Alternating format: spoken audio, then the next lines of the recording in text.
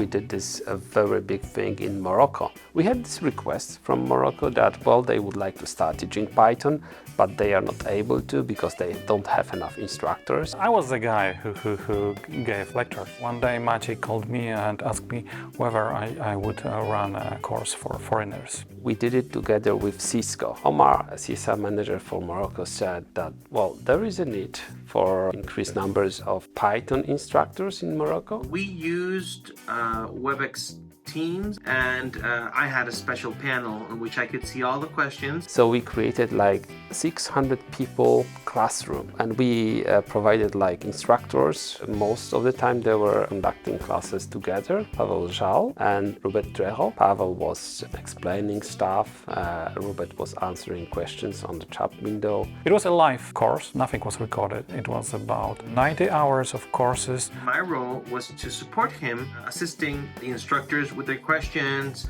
having issues with their platform. But you have 300 students sitting in front of computers, and half of them are asking or having some technical problems.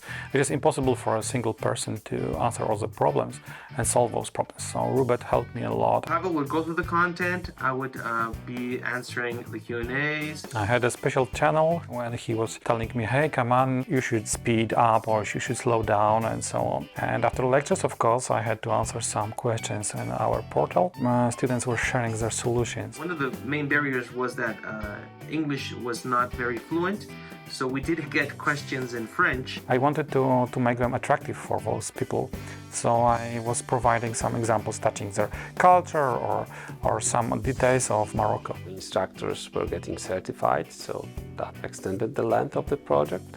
I think that was like 4 months. It was a great experience. It's a really great project. We would like to do more.